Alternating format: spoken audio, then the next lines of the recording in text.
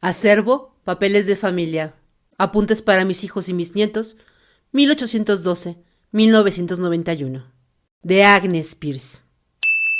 Capítulo 5. La historia oculta de Maximiliano y Carlota. En 1815, mientras Napoleón Bonaparte era conducido por los ingleses a su destino final en la isla de Santa Elena, después de su derrota en Waterloo, su segunda esposa, María Luisa de Austria, se refugiaba con su pequeño hijo de 4 años de edad en el Palacio de Schönbrunn, en Viena. El pequeño Napoleón II, bautizado por su padre como rey de Roma y apodado l'Aiglon, el aguilucho, creció así en un ambiente hostil, porque su padre, a quien sobrevivió 11 años, era el enemigo natural de Austria, por haberla derrotado en el campo de batalla y por haberse casado a la fuerza con la princesa María Luisa, hija del emperador Francisco José. En la corte austriaca el niño fue rebautizado con el nombre de duque de Reichstadt y se convirtió en un recluso solitario porque su madre huyó a Italia. En su biografía del hijo único de Napoleón Bonaparte, Rostand nos narra la tragedia de este adolescente que murió de tuberculosis a los 21 años, luchando por conservar vivas en su mente las glorias de su padre. Durante sus años de reclusión en Viena, su única compañía fue la archiduquesa Sofía, esposa del archiduque Carlos, hermano del emperador. Sofía le relataba todo cuanto él deseaba saber sobre su padre. Lo consolaba y fue ella quien veló sus noches de angustia y mitigó con sus cuidados los embates de la enfermedad que lo consumía. Por esa cercanía constante, cuando la archiduquesa dio luz a su segundo hijo, Maximiliano, toda Europa lo señaló como hijo adulterino del duque de Reichstadt. A pesar de las murmuraciones, cuando unos meses más tarde el duque entró en agonía, la archiduquesa no se separó de su lado y juntos recibieron la absolución. Solo tenían un pecado que confesar, que la misma Sofía aceptó tácitamente a la muerte de su hijo Maximiliano cuando supo que había sido fusilado en México. Agregó un codicilo a su testamento, en el que pedía ser enterrada entre el duque de Reichstadt y su amado Max. A Maximiliano se le tuvo siempre por indolente, ocioso y extravagante, y desde niño sufrió el rechazo de su dudoso nacimiento. No era muy dado a amoríos, y al parecer solo sintió una atracción platónica por María Amalia, hija del depuesto emperador de Brasil, con quien se había comprometido en matrimonio en 1851, y que murió 2 años más tarde. Pero como príncipe de una casa reinante, Maximiliano tenía la obligación de contraer un matrimonio conveniente, y cuando Leopoldo I, rey de Bélgica, ofreció a Austria la mano de su hija Carlota y el emperador Francisco José aceptó el trato, Maximiliano se plegó mansamente. Él no deseaba casarse. Un día antes de su fusilamiento en Querétaro, en su carta confesión se sinceraba: no tuve el valor de ser yo mismo. Yo amaba el mar, el contacto con la naturaleza. Amaba los libros y las letras. Me gustaba escribir versos y era feliz en un mundo de estudio, de viajes y de contemplación.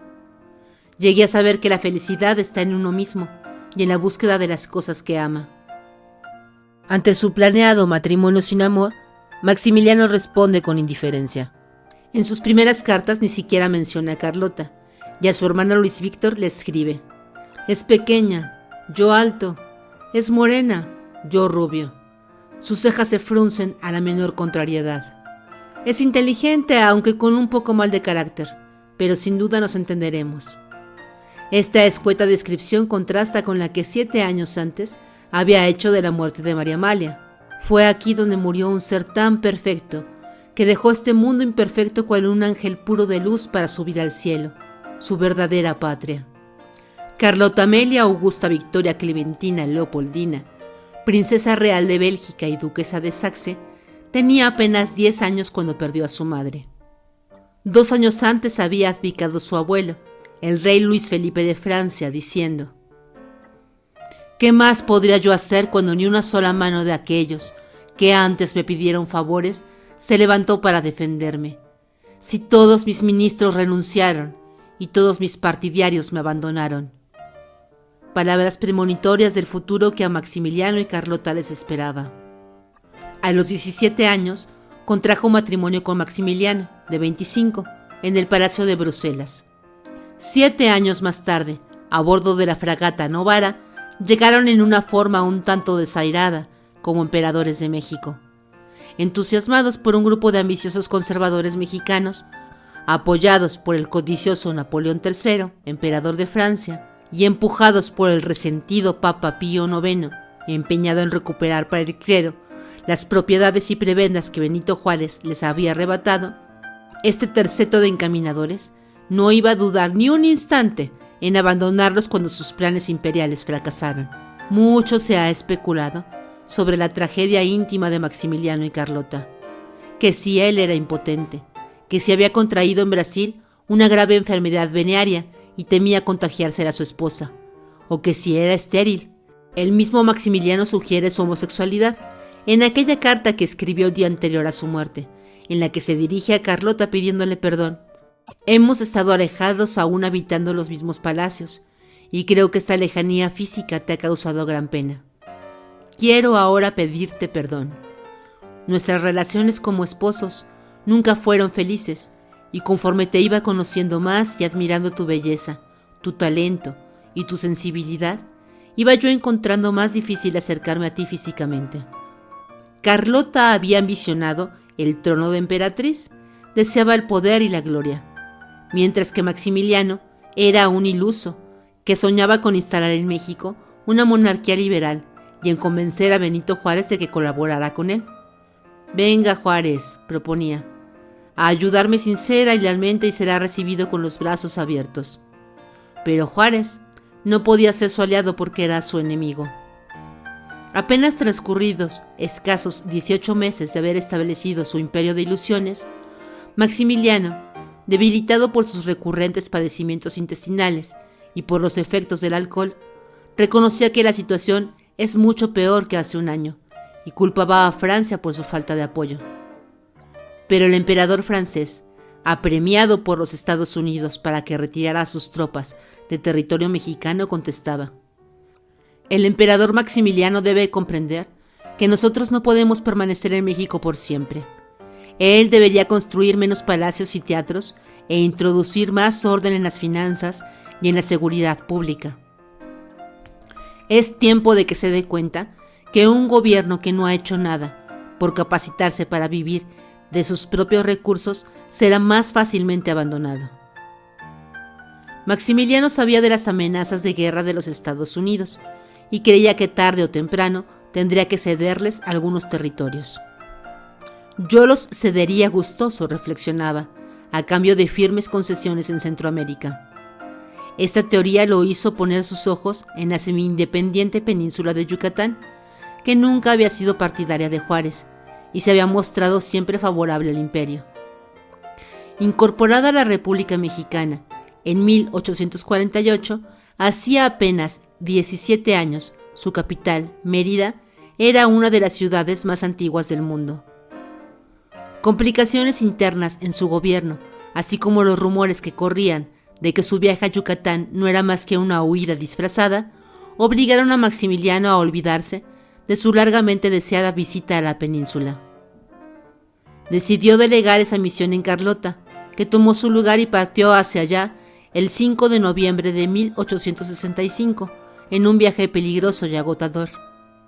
Ella lo hacía gustosa para probar que todavía podía ser indispensable a su marido y para alejarse del castillo de Chapultepec, donde Josefa, la hermana del frustrado emperador mexicano Agustín de Iturbide, fusilado en 1824, vivía con el pequeño nieto del exemperador, también llamado Agustín, a quien Maximiliano había adoptado legalmente y nombrado sucesor al trono. Para Carlota, la presencia de estos dos personajes era no solo una causa continua de disgustos y afrenta, sino que significaban la aceptación implícita de Maximiliano ante el pueblo de México de su incapacidad para procrear un heredero. Las instrucciones de Maximiliano a Carlota en su viaje a Mérida fueron precisas. Evita ostentaciones. Cuídate, le decía. Allá la gente es muy democrática y desprecian la pomposidad y la etiqueta. Viste simplemente, que de todas maneras es lo que más te queda.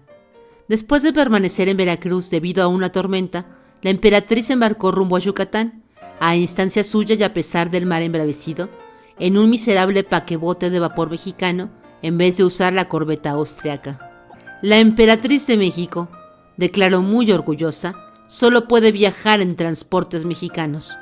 Y mientras los embajadores y la mayor parte de su comitiva navegaban con relativa comodidad a bordo del Dandado, Carlota se zarandeaba y sufría un viaje de pesadilla a bordo de un bote que navegaba inclinado constantemente y del cual emergió, como un miserable pájaro enfermo, Mérida, conocida por los españoles como la Ciudad Blanca. Dio la bienvenida a su extranjera emperatriz al vuelo de campanas, aletear de palomas y bajo un diluvio de flores. «¡Sois el ángel de la paz!», proclamó conmovido el cura del puerto del Sisal. «¡Viva la emperatriz! ¡Viva la protectora de Yucatán!», vociferaba el pueblo entusiasmado. Para Carlota, apenas recobrada las fuerzas perdidas en su agotadora jornada, la limpia y blanca ciudad, la clara y luminosa luz de Yucatán y las caras mayas, gentiles y sonrientes, parecían pertenecer a otro mundo. «Parece todo tan bello, tan pacífico y tranquilo comparado con México», decía emocionada, «que uno empieza a creer en el ser humano otra vez.